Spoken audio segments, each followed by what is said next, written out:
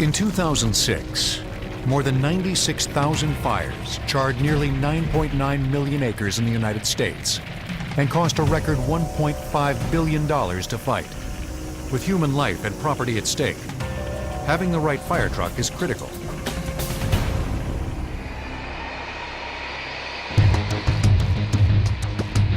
In Victorville, California, a converted DC-10 passenger jet called the 10-Tanker Air Carrier claims the title of world's heaviest firefighting jet.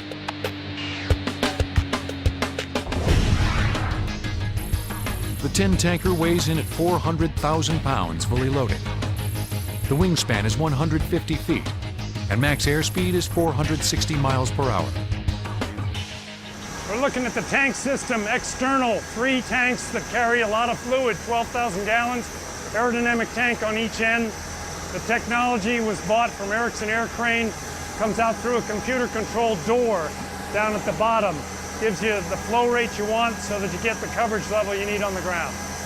As you can see, they're hitched to the airplane with some very heavy structure. The airplane itself had to be modified so that that structure could bolt into a load-carrying area of the airplane. The airplane was designed to have most of the weight inside. We've transferred a lot of the weight outside. The tanks are filled with either water or fire retardant. The retardant is simply water mixed with nitrogen, an effective fire suppressant that's slow to evaporate. Because the liquid is a dense 9.3 pounds per gallon, a full 12,000 gallon load weighs in at a staggering 60 tons. Getting that hefty payload airborne requires immense thrust. We've got 3 engines, each of which develop 40-some thousand pounds of thrust. And at the weights we're flying, in this case under 400,000 pounds, you get a very favorable thrust-to-weight ratio, even with a full load of retardant, which exceeds 100,000 pounds. The 10-Tanker is the newest heavy lifter on the scene. But for the past half-century, a wide assortment of aerial fire trucks has shouldered the load. That included many surplus World War II bombers and transports converted to firefighters in the late 1940s. By the 1960s, a variety of tanker aircraft built specifically to fight fires took over.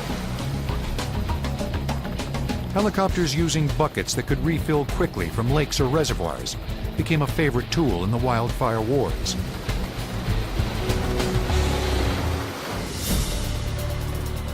California's 10-Tanker is the heavy hitter many firefighters look to. When the crew is on call, the DC-10 can be filled and launched in less than an hour. It then approaches the firefighters and helps create a control line from which they battle an advancing wildfire. The air tanker itself doesn't put out fires. There's not an air tanker around that will, especially on large fires. But what this does is it allows them to work very closely to the line. They can build line, they can reinforce it. The pilot can control the density of the drop by adjusting altitude and varying the width of the opening on the tank doors. A typical 12,000 gallon drop from 250 feet covers an unbroken swath that's approximately 50 feet wide and 3/4 of a mile long. To build a stronger, denser line, a pilot can increase flow rate for a swath that's approximately half a mile long. We can do it in a matter of minutes and seconds that it would take us hours to do with other aircraft.